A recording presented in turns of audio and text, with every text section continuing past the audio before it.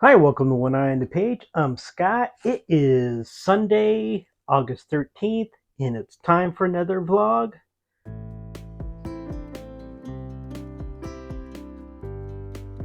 Last week, I was in Disney World, enjoying, for the most part, everything there was to enjoy there.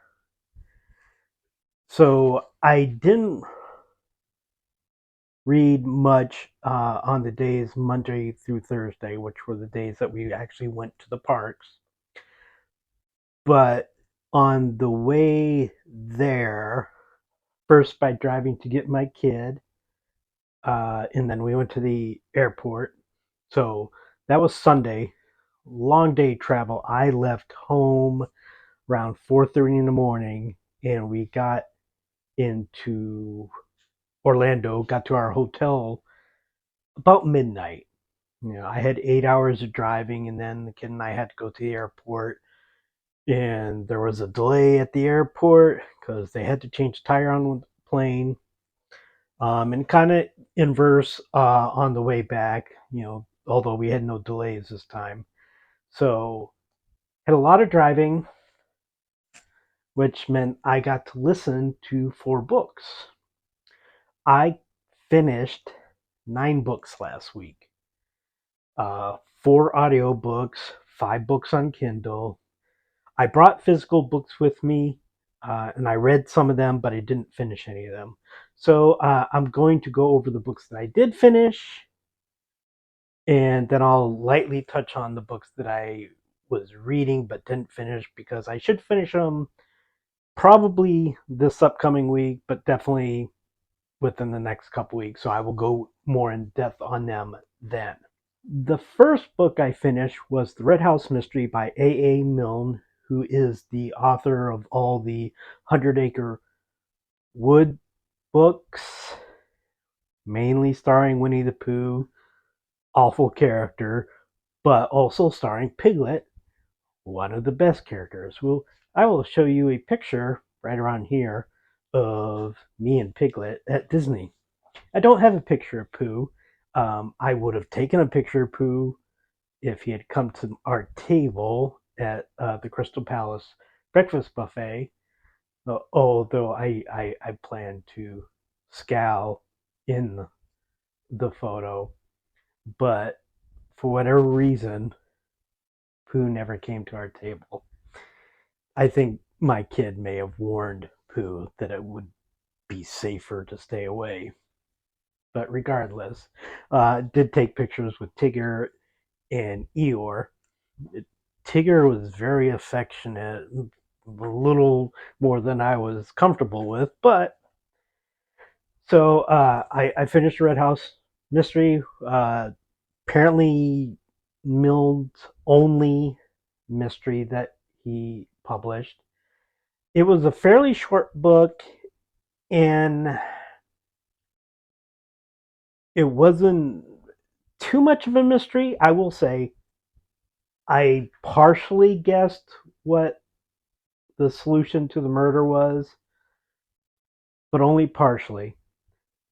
Um, but it wasn't too difficult because there are really only a few characters that are really presented as possibilities. So I don't think the mystery was particularly mysterious itself. It was fine. I had no issues with it except that it was short, didn't have a lot of possibilities for who the murderer could be. So I'm going to give this one 3.5 stars. There's not really much more to say about it. The next book was Night by Elie Wiesel. I'm going by the pronunciation on the audiobook, so I assume I am pronouncing it correctly. I definitely did not do it in my last vlog. But it's also another short book. That's pretty much par for the course for all the books I have read or finished this week. They're all fairly short. So finishing 9 books, not as big of accomplishment if you look at the number of pages, but I still finished 9 books. I'm never going to read this book again.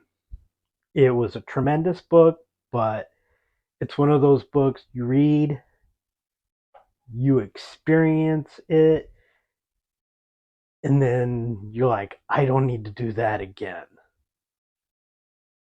It was heartbreaking. It was about his time. I forget. I know Auschwitz was the first concentration camp he went to. I think the second one was Buchenwald, but I could be incorrect on that one. But it was his time when he and his family went to the concentration camps. I know he has written many books. This one is particularly about he and his father, although he had 3 sisters and a mother also go to the concentration camp, and his mother and his youngest sister both were killed pretty much as soon as they got to the camp. The book itself doesn't really go much into their experiences, doesn't really even mention what happened to them. It's mainly just him and his father. Uh, it's a rough read. I'm glad it was short, just because it was a rough read. Uh, I don't know how to say this without it sounding, I don't know, off-putting, I guess.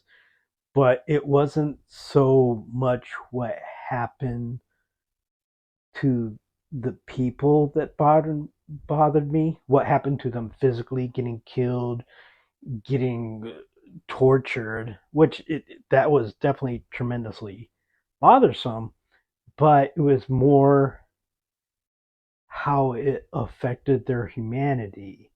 People just walking over family members, you know, stealing food from family members. That is part of what not only did the Nazis, kill all these Jews, but they stripped their humanity away. And that's the part that's truly not, well, every part is truly awful, but that's the part that sticks with me even more. Is not only did you kill these people, you killed their humanity. That This one's going to be a 5 star for me. Again, I'm never going to read this again. I may read Elie Wiesel books in the future, but I have experienced this one. I do not need to experience it again. There are books that you need to read, but you only need to read them once, and this is one of them. For a complete change of pace, I read on Kindle Unlimited an unromantic comedy. That's a title by Phoebe MacLeod.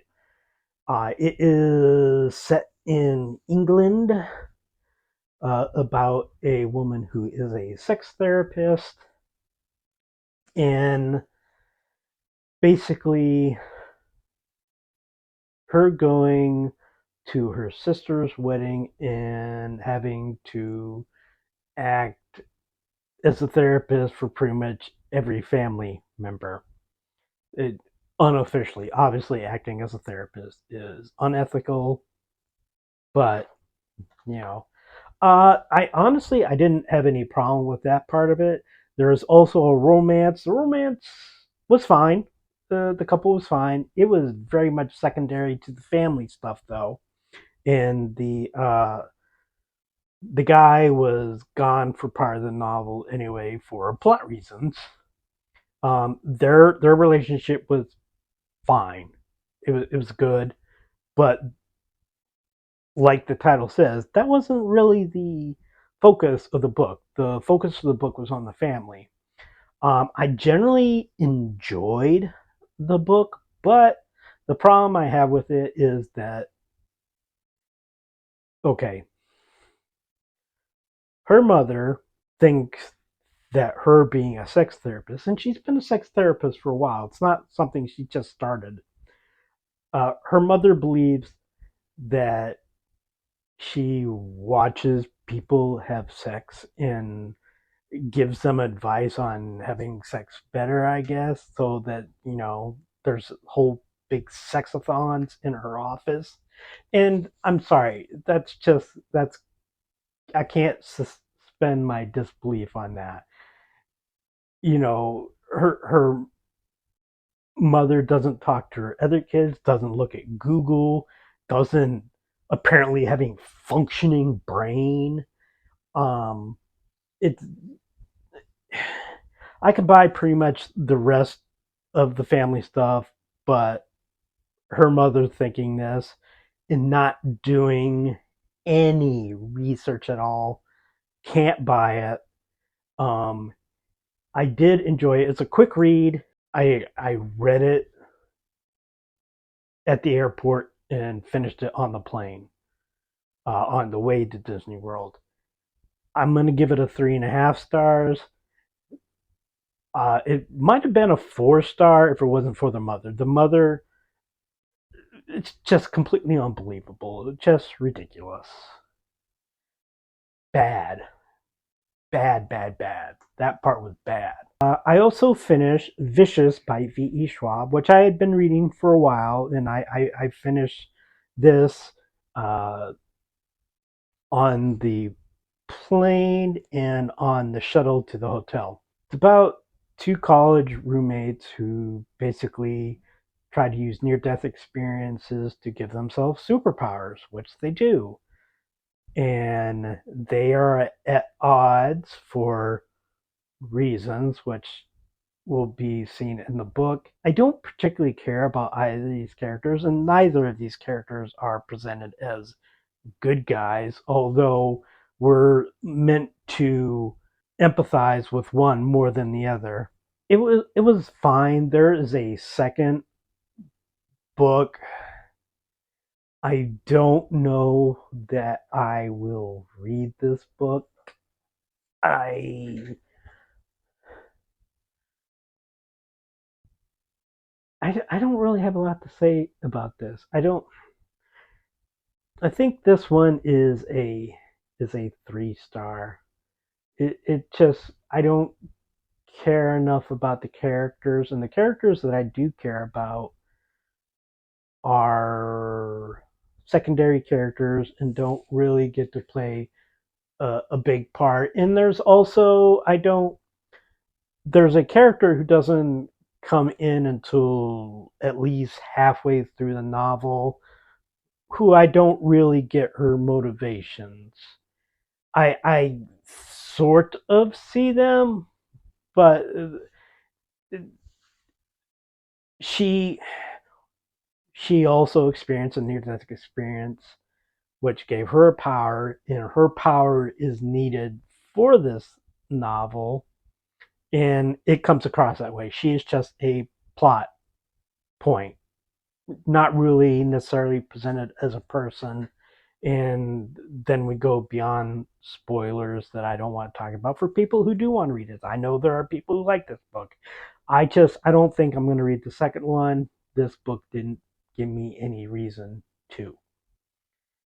It's three. It was fine, but it wasn't compelling in any way. So 3 stars. I also read, and I have never read this book before, Alice's Adventure in Wonderland by Lewis Carroll. That was on Kindle. I believe I finished that like on the first or second day that we were there in the morning. It was another fairly short book. I believe I have seen the movie, which was based on this and Through the Looking Glass, but it's been a long time. I don't really remember much about it. I've seen clips. I don't care for Alice. Alice is a moron. I know Alice is a kid, but Alice is still a moron. So I didn't particularly care for this book, and obviously the movie is made from this and Through the Looking Glass, and there are parts in apparently in Through the Looking Glass that are in the movie that I was kind of expecting. It's like, oh, it was absurd, which I didn't mind, but beyond that, it wasn't much of anything. I imagine I can find Through the Looking Glass on Kindle Unlimited somewhere. It wasn't in this volume that I had. I might read it someday just for a sense of completion. So I guess it's got that over vicious for me that I was like, well, I kind of feel like I may need to complete this. But other than that, no, I really, Alice was irritating. Most characters in here are irritating. Characters talking at cross purposes. For what reason? I don't know. Because I'm sure there's some deeper meaning here, but I don't care. So that's another 3 star for me. I don't often say this, but probably better off watching the movie. The Disney cartoon. I know there are other movies. I have not seen them. I can't suggest them. I know I have seen the cartoon when I was a kid. Then I completed volume 4 of the collected short stories of Guy de Maupassant, which I had finished many stories before. So I finished somewhere halfway through the trip here, either in the morning or at night. It's a collection of 12 short stories. Um, I don't know that there is as much of a theme behind this collection as there are other ones. It's kind of all over the place. The Moribund is about a peasant woman and her husband waiting for her father to die. He is on his deathbed, and they have arranged his funeral because the doctor has told them that he will die by such and such time, and he just keeps hanging on, and they're really irritated by this. And eventually he does die, but they have to put out money to feed people who come to celebrate his death or whatever. And it's a depressing story and kind of the worst of humanity, which that you're going to get that from de Maupassant, as we will see in other short stories here. The gamekeeper is about a gamekeeper who nephew is poaching on the owner's land, and he gets punished and he overreacts. It's not a particularly interesting story. Story of a Farm Girl, however, is an interesting story. It's, I believe, in 3 parts. It's about a woman who kind of gives herself to a man on the promise that he's going to marry her. He doesn't. He actually runs away. She gives birth to a child.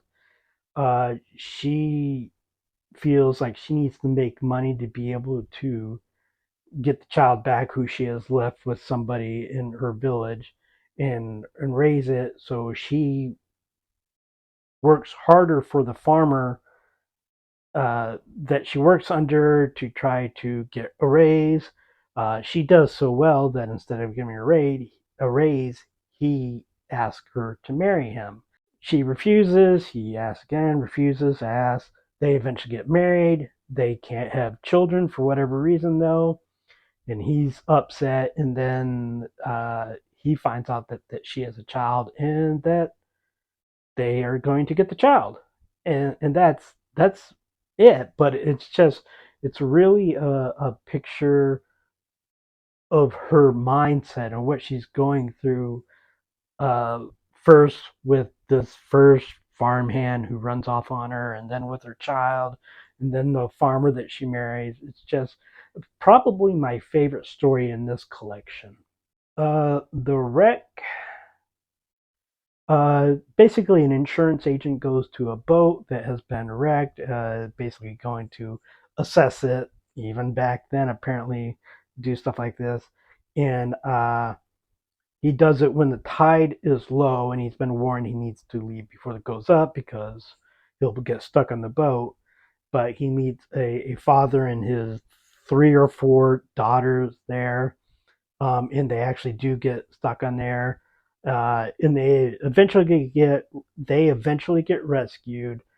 He forms a an attachment to the 18-year-old daughter, but nothing comes of it, and they continue to write each other throughout life. And that's essentially it.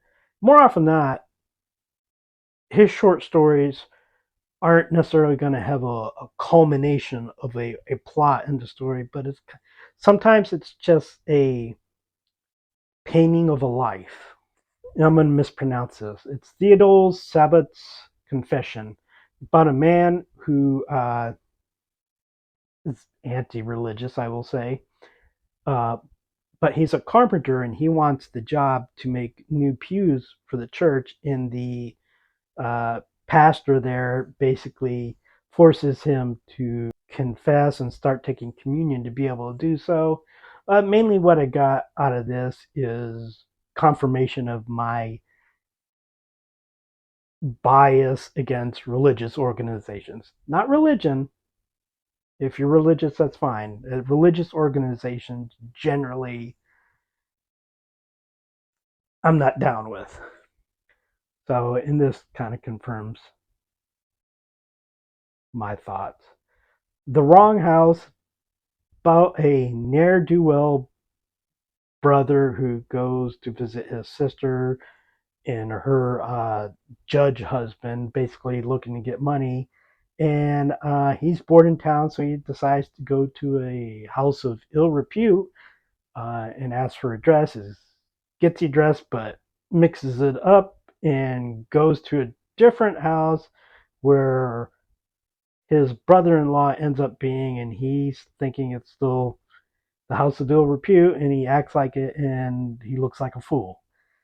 Probably the weakest story in this collection, I think. It's basically a punchline story and not particularly interesting. Diamond necklace, woman borrows a necklace, loses it. Basically, she and her husband make themselves suffer to get a replacement for this diamond necklace, which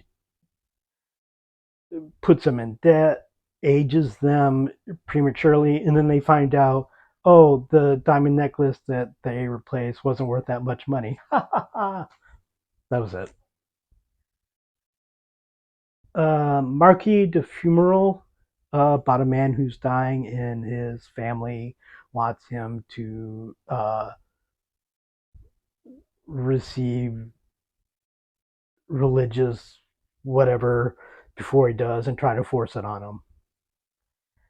I'm getting the feeling that Maupassant wasn't particularly religious. The trip of Lahore was interesting, but it's basically it's about a balloon ride and you know traveling on a balloon and what was seen on those sites. I don't think there's any particular larger message about it. That was it. Uh, Farewell. Man meets a woman is really attracted to her. They don't connect. Years go by. He meets her again later. She has kids. She's fat. That's it. The Wolf is the story of why a family doesn't hunt anymore. It was fine. And the inn is about two men who basically kind of caretake for an inn over the winter. At one point, the older man goes, well, they both go out, and the older man doesn't come back, and the younger man goes to look for him, can't find him, starts to go a little bonkers. Kind of almost a horror story.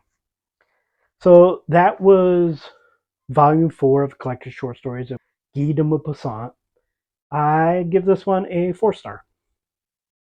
There was just a couple of duds in the collection, but for the most part, I enjoyed it. Complete switch again. We got The Sexy One by Lauren Blakely. If you remember, particularly my romance video that I did in a couple of vlogs, I talked about it. She wrote Double Puck, which I read as a joke because, oh, a couple of hockey players get in a relationship with one woman. Going to be hilarious. It was actually a very good book. This book is not as good. One, it's short. It's like 200 pages long. There's not a lot of conflict. There's an ex-wife in here that I think thought was going to play a big part, but it was just a blip. A man falls in love with his nanny, which I have said before in a different book, which I cannot remember the title of right now, but it had a man falling in love with his nanny.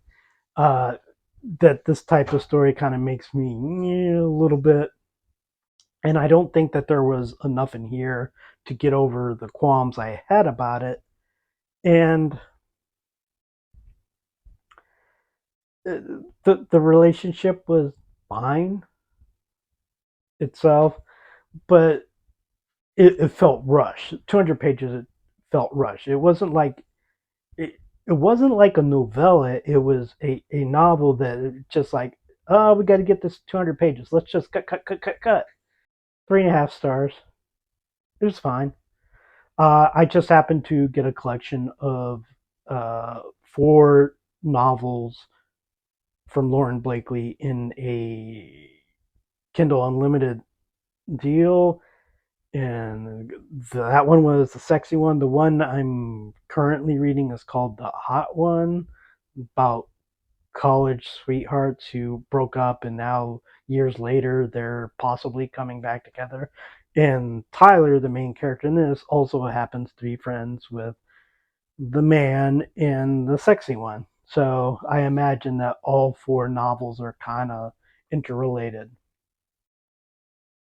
Then I read The Crepes of Wrath, and this was an audiobook, so this is on the way back. Uh, this is by Sarah Fox. It's a mystery, a cozy mystery about a woman who is Marley. I'm having trouble remembering names for like 9 different books. But Marley, she is working at a pancake house, which is owned by her cousin. He is in the hospital, so she's doing this while he's recovering. Her cousin Jimmy gets killed, and basically it's why did he get killed and what's happening? Is she going to stay here? That she stays there, which is a small spoiler, but you kind of figured that was going to happen, is a mystery. I don't know why she's staying here because she's getting crap from many different angles. And she keeps saying, I'm fine. Her house is broken into, the pancake house is broken into, and she never does. She's not a stupid person, but she never does the smart thing. Like, for one thing, okay, all these places have been broken into. Why don't you get security cameras? Or at least explain to me why you don't get security cameras. It doesn't make any sense. I will admit, I did not guess who the murderer was. It was pointing so much at it not being one person that I felt it had to be that person, but I was wrong. I don't particularly think that some of the secondary characters were particularly built up great, especially the suspects. I did like some of the secondary characters, especially like the chef at the pancake house. The sheriff was good too, although I had whole questions about his entire family, which I won't get into because I don't want to spoil it for anybody. But this is apparently part of a series. It's the first book in a series of at least 8 books, I believe, all of which seem to have pun names. And I discovered that this apparently isn't the only book called The Crepes of Wrath. Apparently there are more. So it's The Crepes of Wrath by Sarah Fox, part of the A Pancake House mystery series. She's not a detective. I get the feeling, I do not know, I get the feeling that it's just going to be stuff that happens around her. She does not show any particular detective skills. Like I said, she doesn't seem like a dumb person, but she has no investigative skills. And she does things that seem silly when you look at it from the mystery point of view. One being the camera, two running away at certain times, when if she had just done something different, she would have seen something useful. And it's like, the only reason you ran and you went to this house and you didn't call 911. You went to this house and the person there finally got in touch with the cops. Meanwhile, all this stuff could happen. And oh, people are getting into your files at work and at your house. Maybe investigate that a little bit. No, it's fine. I'm fine. So that was a little annoying. It wasn't awful. I liked the character of Marley, barring her poor investigation skills. I liked some of the town folks. I rolled my eyes at some of the other town folks. I'm going to give it a 3.5. I might read a second one. I don't know. I'll have to see on Kindle Unlimited because I listened to this on audiobook, which was available at Premium Plus, but the second one you have to spend a credit. I don't know that I feel comfortable spending a credit for audiobook, so I'll see if I can get it for free on Kindle Unlimited. And the last book that I finished was Animal Farm by George Orwell. Yes, I have not read Animal Farm before. I've read 1984, but I've not read Animal Farm. Very short book again. I started it on the drive back and then finished it the next day. It was like 2.5 hours or something like that. Again, another one. Don't know that I will necessarily read it again. I might. There's no particular reason why I won't, except that I feel like, okay, I read it. I enjoyed it. I You have to know me to understand this, but Boxer really affected me. Which you're like, okay, sure. I hate horses. I hate horses. They tried to kill me once. But Boxer really affected me, and I really felt bad for Boxer. I didn't feel as bad for some of the other animal characters because they're so dumb. I really enjoyed how it showed how pushing a narrative works. And obviously it works nowadays too, even in the world we live in and with us not being stupid animals, or sometimes being stupid animals. I'm also going to give this one a 5 star. So 2 5 stars in 1 week after going over 7 months with only one 5 star. Those are the books that I have finished. I have also continued reading Glitterland by Alexis Hall, which I'm definitely enjoying more than his previous book that I read, Something Fabulous, which was something crappy. The main character isn't likable, but I still care about it. I have discovered why there are stars in the book. Apparently, it's for notes at the back. He just doesn't tell you at the beginning, oh, when you see a star, go to the back, that'll have a note. No, you got to go to the end of the book and see that and realized, oh, that's what the stars were for. So that's annoying. I'm also reading. What am I reading? What's the book? I forgot the book. I forgot the book. Oh, Unfortunately Yours by Tessa Bailey. Not liking it. Disliking it. I will get more into that next week because I am determined to finish it, but it is not a good book. The main male character blows chunks. He sucks. It's laughable that he was a SEAL, the Navy SEAL, not the performing type of SEAL. Um, Not believable at all, which I will get into later. I won't whine about that one too much right now. Also, I've read a little bit more in Giant Spread by Agatha Christie. Only I'm only like 18 pages in, so nothing really to say about it now. But I should finish it this month, obviously, which is good, so I can start doing the 5 year battle for Agatha Christie. And I have started. I'm about, I don't know, 15% of the way through Anne of Green Gables by Lucy Maud Montgomery. I've never read Anne of Green Gables. I have the entire collection here, although I'm mainly listening to it on audiobook right now.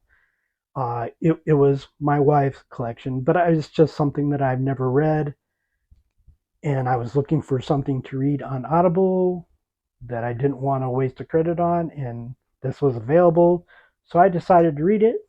Anne is super chatty, amazingly chatty.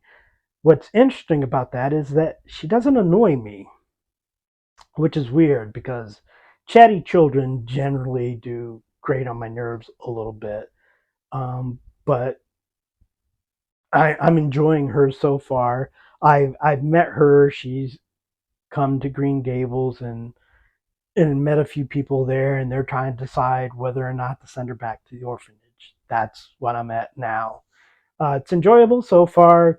I do not like, and I don't know how much of a part she plays further in the novel, Miss Rachel, because the gossipy, snooping neighbor is a trope I just don't enjoy. But maybe she doesn't play a big part, so that. You know. But as of right now, I'm going to start Volume 5 of the collecting short stories of Guy de Maupassant fairly soon. That is what I got on the docket. I'm going to go ahead and leave now because this is already a tremendously long video, and I will talk to you next time. Please like and subscribe.